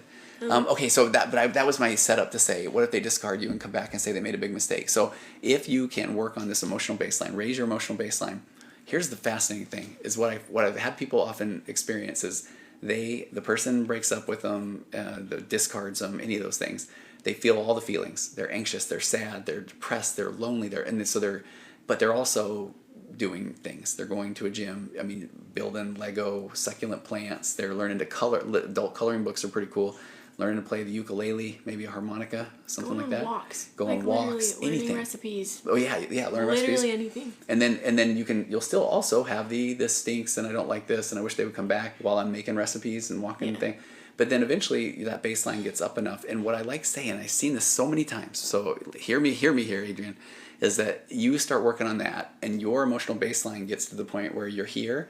And here's where, and I say this from a place of where if that person all of a sudden looks over and says, whoa, look at this person, You're doing pretty good up there. Yeah, then even if that is what you're doing to get your emotional baseline up, we'll accept that. But most likely, if you're here, you all of a sudden might realize, wait a minute, I don't know if I deserve.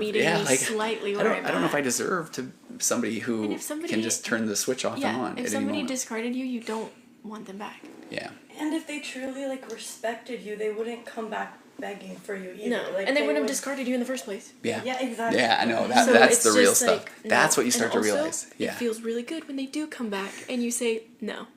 Dude, it feels Been there, so done much that. better It to feels say good. no. Have you guys both had that experience? Yes, and you With my always scary regret one. it when you don't. It's such a regret. And that's the part where I think people get out of these relationships, and that's about differentiation. So when you get to this point where you know you're okay, then you aren't trying to prove that you're okay to somebody, and because the emotionally immature person, they're going to say, well, why do I want to come back? Like, how do I know that you've changed? When that's the part where it's like, actually, I know I've changed, so that's a you thing, Yeah. How do you know if I've changed? I don't know. Hang with me. I'm a fun hang. I'm a good time. Fun hang. Right? And narcissists are inherently good at manipulation. They're always gonna know exactly what to say to you, especially you. Yes. When they come back, but because they know all your buttons. Actions speak louder than words, and just the fact that they're crawling back to you is enough of an action to be no. Well, Sonia said it really well there. You deserve somebody who adores you. You do, and there is somebody out there that will. Yeah. So we don't need to waste time on the people that don't. Yeah, man, I feel for you. Yeah, I do. it's so hard. I'm so glad you shared that because I think you're giving us some really good things to share that I think a lot of people identify with. Well, and the fact that you're even asking is showing that you're putting in the effort already. Mm-hmm. It's just a matter of what the next step is. And let me go through this. This is my favorite handout that I use in my practice, and it's a handout about being differentiated. And here's why I'm going to say this because I think this will make sense, Adrian. This is our goal right now. So that differentiation it's people's ability to balance humankind's two most fundamental drives. So we do have this desire for attachment and connection with somebody else, but it's also our desire to be an individual and to direct the course of our own lives, to figure out who we are, and we do that in a relationship. But that we always assume that means that then, so I will develop and grow more emotionally mature, as will my partner. But unfortunately, we typically meet people at a similar level of differentiation, which can also be known as a similar level of trauma, that feels familiar. We call it the familiar. So a lot of times the anxiously attached person is going to find themselves with the avoidant attachment, and that avoidant person is not the person giving the anxious person a lot of validation. So the anxious person is pretty used to needing to beg or perform to get this person to acknowledge them, because that's most likely what they saw in their home. And so that feels familiar. So, and even that avoidant is probably used to somebody that is continually trying to tell them, no, I like you. And so we fall into these patterns. So now the differentiation game begins. So now we're in the relationship, and the hope is that we'll both become more emotionally mature.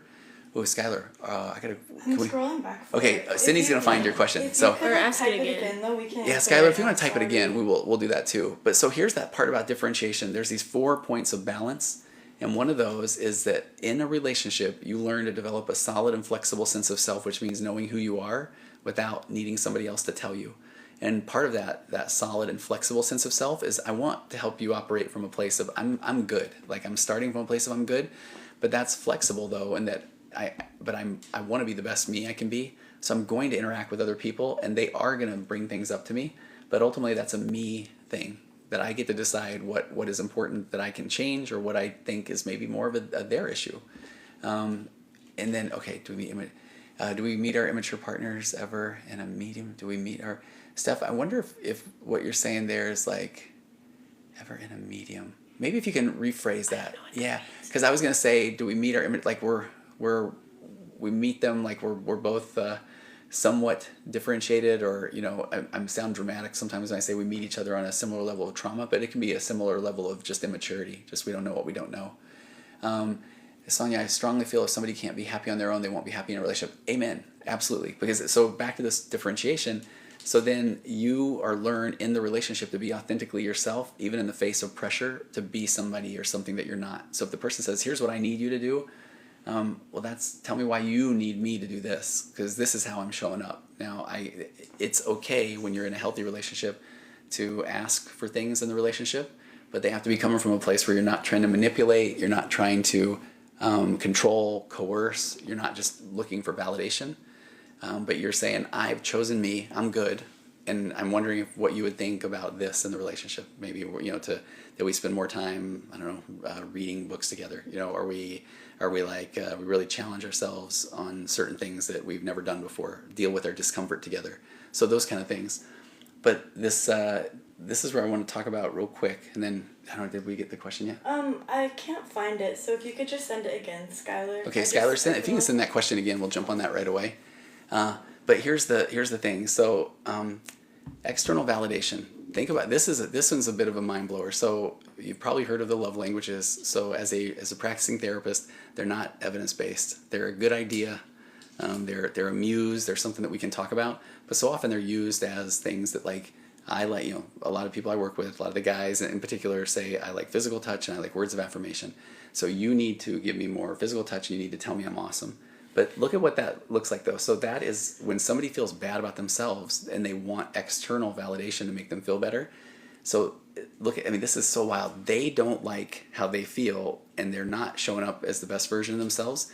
And now they're saying, you need to tell me I'm awesome more, and you need to desire me when I'm not being very awesome, and especially not being very desirable.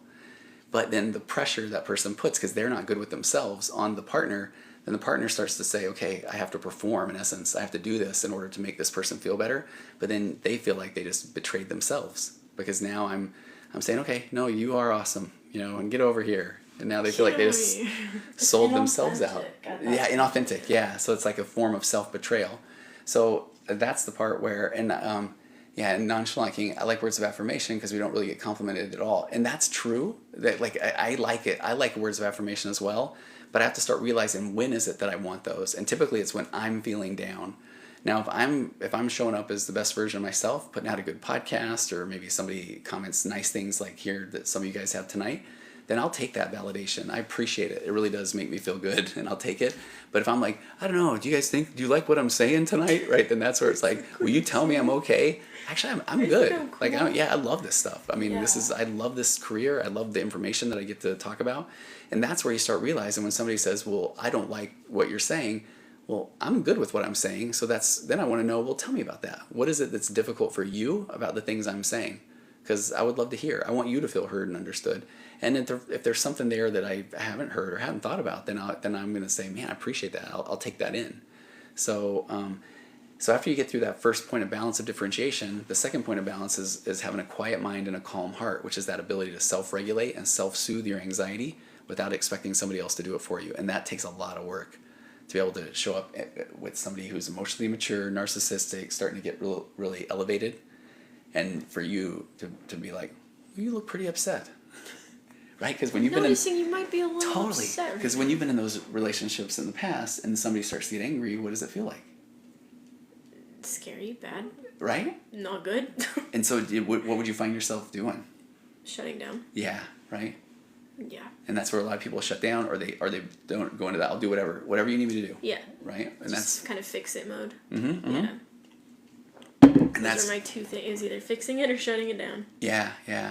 When I say that, he says I'm condescending. So, Tiny Tiff, great. I'm glad you put that, because now we start looking at what do people do to get rid of their discomfort. So if I all of a sudden stand up for myself and I'm expressing myself from a place of integrity, then if they say, well, I think you're gaslighting me, or yeah, well, you're being whatever that looks like. That's where I want to say, okay, tell me more. Like, why? What is it that you think or your understanding about this? Because if you can go back to what you're saying as a place of from a place of integrity, you can go back to that over and over again. So if I'm saying, we need to have more adult conversations, we need to be more mature.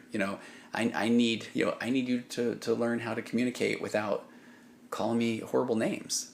Because if they're saying, well, it's not like you do it perfect either, then it's like, well, okay, I can go back to what I just said over and over again, because that's from a place of integrity. When the other person says, look, we both make mistakes, I'm like, okay, anyway, back to the point that I was expressing from a place of integrity, because that's them trying to alleviate their discomfort. So when somebody tells you, well, you're being condescending, it is a chance for you to self-reflect. Am I? No. Or tell me what you mean by condescending. Like, what is your definition of condescending? Because a lot of times, if I'm going to be, now they're off. The true immature person gets to say things like, oh, okay, what? Let me go get a dictionary. What? You don't understand the word? And I'm like, tell me more. I mean, that's where, when you are grounded and you know that you're in a good spot, then at that point you start to learn that I can deal with this discomfort, and I survive and I get through it. Because when you have that quiet mind, calm heart, you're not looking for the other person to make you feel better. This third point of differentiation, or third point of balance, is that then you have a grounded response. So now you can manage your reactivity. You don't play small, but you also don't get really big, and you don't have to go, look, you need to knock it off. And you also don't just shut down like, okay, whatever. You're coming from a place of integrity. And this is where you take whatever your own unresolved issues are from whatever, your childhood, the relationship, you take them out and you work on them as an act of integrity for yourself. It's not dependent upon what your partner does. So let's say that you never saw, this is one that I dealt with a couple last week, where neither of them really had good relationships with money because their parents didn't really ever model it. And so the guy had a little bit of this nice guy syndrome. So he would just, when conversations about money were brought up, he would just say, okay, no, I'll figure it out. And then his spouse was like, she said that she would always just say, okay, cool, you'll figure it out. But he's like, I don't know what to do. She doesn't, I don't. So then he would move money around, put things on other credit cards, do all this stuff. So what he needs to start doing is coming from a place of integrity and saying, hey, I need us to be able to have these conversations together. I need us to be able to sit down and work on a budget, or get somebody that can help us do that. And that made him, he said he was terrified to do that, because he knows that she's going to see that the finances are a mess, that she's going to see that he doesn't know what he's talking about. And that takes, but he knows that's now what he has to do to stop just saying the right thing to get out of feeling uncomfortable. I feel like you were about to say something. I yawned, sorry. Did you really? Okay. And then the last part, which is really cool about these points of balance of differentiation, is knowing that you grow through discomfort. We got to accept that you grow through discomfort, because when you start understanding I'm getting out of my discomfort by shutting down, by getting angry, by people pleasing, by giving in, then you can recognize the pattern that you play in a relationship. And you also see it everywhere. Like, do you guys see that in other people? Like, that what they do to alleviate their discomfort? As nerdy as that sounds, do you know what I mean? Yeah, you make jokes. Oh. But some people will humor. Argue. Yeah, some people get mad. Wait, I have a question. Yeah. What are your thoughts on this? Because I feel like a big point of growth for me personally was realizing that it kind of takes two people to fight. Like, someone can fight at you. Yeah. Only you can allow them to fight with you. Did you make that up? That's Like, good. dude, I don't know, just but I know That's situations where it's someone, you have no control over how someone makes you feel, but I feel like there is a point where it's you don't get to make me feel like that. You don't get to bring me down to your level. No, you're right. And there's a point where it's you can kind of just shut down and not engage back with them. Yeah. So what if I throw out there that the differentiation thing is that it's not a shut down. It's you actually recognize, oh, this is a them thing. Yeah, it's yes. And I'm good. If someone is a narcissist and you've established that they're a narcissist, or you've established that they're super emotionally immature, it's okay, so any negativity that's coming from your mouth is not constructive criticism. It's a projection of how you feel about yourself. Ooh, so it's you can almost have a little force field around you. Yeah. It's say whatever you want. I know who I am, and I know that that's not coming from a valid place. Totally. And you know what's funny when you said it, and do you see what Nonchalant King said on there? Mm-hmm. You're a genius. Thanks, bro. Sonia, not fighting back is hard. Absolutely. I'll jump right up if they throw the hat down. And that is managing the reactivity. And that's that part of that grounded response. And that's where when you recognize this is what I do with my discomfort, I react. And first of all, give yourself grace because that makes sense. It absolutely does. And this is where when people get a little bit deeper into this world of being differentiated and learning how to sit with their discomfort, you really start to say, okay, then is this an opportunity for me to grow from my discomfort, or is this my body keeping the score and telling me this is not safe? And I think that is a fascinating thing in itself. As people start to become more differentiated, grounded, non-reactive, learning that this discomfort is where I'm going to grow, then at that, and that's like Chris, what you're saying right there, at the same time you don't want people to walk all over you, that's the part where you recognize, okay, it's in this relationship and in this discomfort where I'm recognizing I'm good. And then that does become the thing where I can either use this as a chance to express something from a place of integrity that is important to me because it's not dependent on what the other person says. I'm saying this because it's the right thing to say. And that's one of the fascinating things when I'm working with people where they get to that point where, like we talked earlier, when you get to the acceptance that I'm not going to give this person an aha moment or an epiphany because they're pretty narcissistic or they're really emotionally immature, then a lot of times people will say, well, then it's not worth my breath, which I agree. But then sometimes people feel like, okay, I just did it again though. I played small. I didn't show up for myself. And that's a fine line though. I'm not saying that then you need to go in there and give them the what for. I don't think you guys. What? I know, it's like and give them the what for, you see? It's like the 1920s or something like that. When I was a kid. The 1920s? Yeah, I never age. Those were the days. Exactly. Is it okay for our daughters to sleep around with too many guys out of marriage? I mean, now we're, John, now we're getting into like morality. I would want to know more. Tell me more about that. Chris, I'm glad you said that though. At the same time, you don't want people to walk all over you. Lena, Lena's showing up tonight. Thank you, Lena. Answer those questions for me. That'd be good, right? Okay, and then I didn't finish this fourth point of balance. Then should we wrap it up? Yeah. Okay, all right. We have an hour and a half. Yeah. So go big. This meaningful endurance. So the fourth point of balance of being differentiated. Once I realize that I'm okay, I've got a solid, flexible sense of self. I don't need others to tell me that I'm okay. I know I'm okay. But again, what differentiation really is talking about too is this is your... Looks just like me. I know, right? We say in relationships, this is who I am. Now validate this. I'm fun. I never lose my cool. But the other person's like, actually kind of not so fun. And it seems like you lose your cool a lot. Mm-hmm. That's where it's like I have to have a solid but flexible sense of self. So if somebody's going to say, my experience of you is that you are fun, except for when you're not, and you tend to lose your cool fairly often. Because I've had that conversation with your beloved mother, my wonderful wife, who has told me at times back in the day that sometimes I was a little bit more inconsistent. And I remember my first thought was, no, I'm not. You're like, no, this is me. Right. I'm this guy all the time. Yeah. So then it was like, wow, there's a lot of truth there. So when I'm feeling down, sometimes if I come home from work and I've had a day, then I might be shutting down because then it's like I need somebody else to tell me, oh man, you look like you've had a rough day. You're awesome. I'm like, oh, thanks, guys. Right? Hey, but guys. I need to be able to, by the time I get home, just know, oh, no, I'm good. So then we're coming in. So that part is really fascinating. But so once you have that solid, flexible sense of self and you're not trying to do things so others will tell you you're okay, and then you get to that part of I'm grounded, quiet mind, calm heart, I can soothe my own anxiety. That takes practice. That takes meditation and mindfulness and learning how to just be in the moment and know that I'm good. So I'm ready. And this person, and here's the switch that flips on this. It's such a trip. Is when you really understand you're good, you can have an amazing moment of empathy for another person where you realize, man, that is wild that that's how that person has to act in order for them to feel like they matter or that I will care about them. And I've had some of those moments with people in my life, where they've continually said negative things. And then at some point when I'm like, actually, I'm good, and I don't have to tell this person I'm good or they're bad, mm-hmm. Then I start to recognize that, oh man, that's how they have to show up. And that breaks my heart a lot of times. That they have to act. You're still good though. And I'm good. And that's fun. So then that leads to that grounded responding. So it's like not being overly reactive, which I think is really a problem for so many people. It's been one for myself as well. Or underreactive, playing small. That then we get to that fourth point of balance. So we've got this, we're going to grow through this discomfort. But there's two key points. And there's one of those where it's like I'm going to own my stuff instead of projecting it on others. So then let's just say that if this goes back to this example where your mom, still funny, both your moms, my wife, telling me that I'm showing up a little bit inconsistent at times, then I'm going to own it. And it's like, you know what, you're right. And I can't say, well, yeah, but it's because you weren't being this way, because that's that projection onto another person. So owning my own stuff, and then the big key is then taking responsibility to change. Because you can even get somebody that will finally say, no, you're right, I do need to do better with that. But now I feel good because I just took ownership, and the person telling me, they feel good because I took ownership and I heard them. But I feel so good, I don't have to work on it.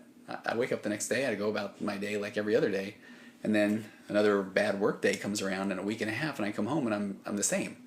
But now, I get it now.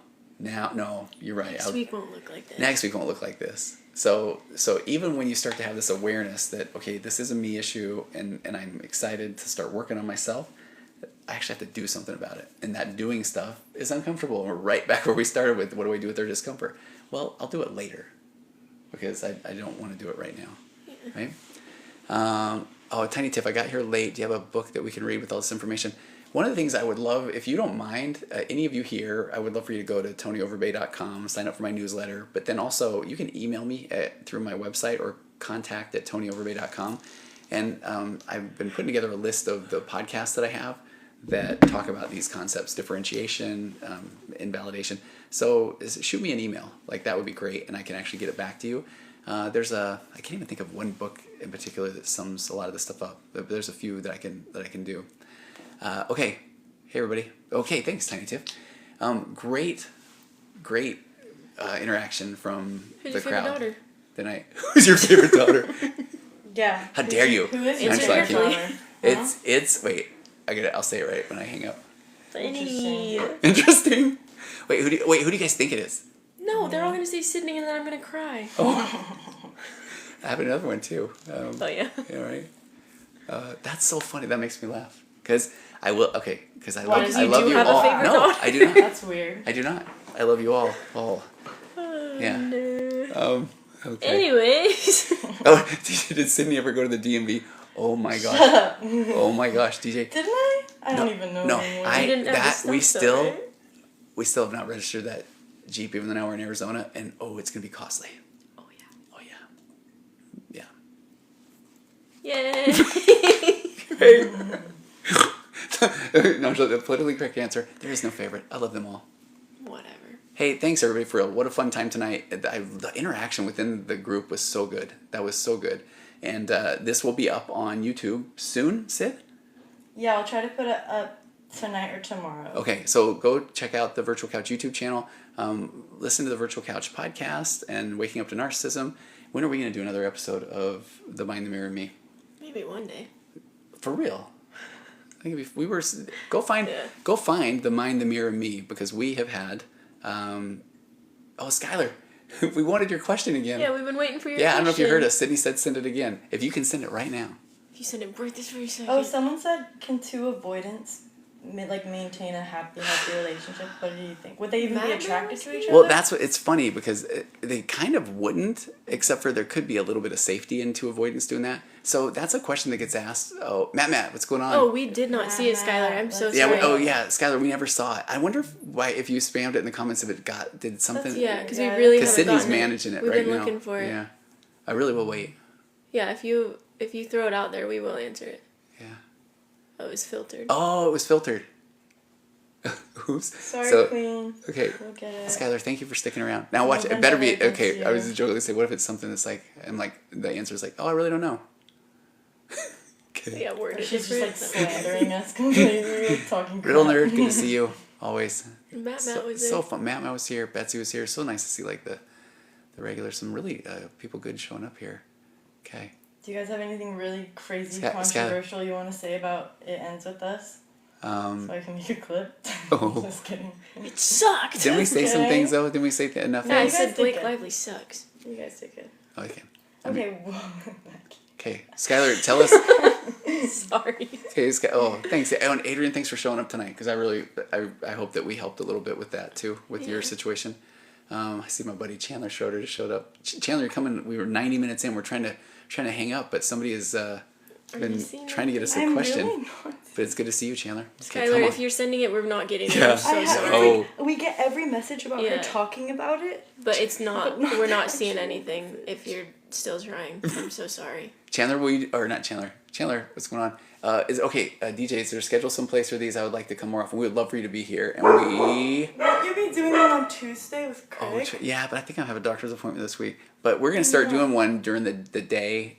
Go to tonyoverbay.com and sign up for my newsletter. I'm going to try to get those things out more, and I will.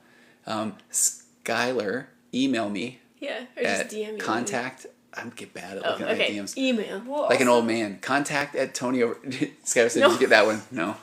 I'm so sorry. Is this real? No, it's really not showing up. I feel so bad. Skylar, are you trolling us? Oh, Skylar, if you are just like wanting us, it worked. It worked. You're doing great. So Skylar, send me an email at contact@tonyoverbay.com. I'll do a whole podcast on whatever the question is. Dude, literally, we'll title it the video. The next live will be, this is for you, Skylar. Okay? This is for you, Skylar. That's so weird. But for real, email it. Yeah, email it to contact@tonyoverbay.com and then CC it with Tony@tonyoverbay.com and info@tonyoverbay.com because I'm worried I'm not going to get it. And then send it 10 times. Covered, then I'll filter it out. Yeah. And hopefully it's not time sensitive. Yeah. Okay. All right, everybody. What a joy. What a joy. Have a great night. And my favorite daughter is...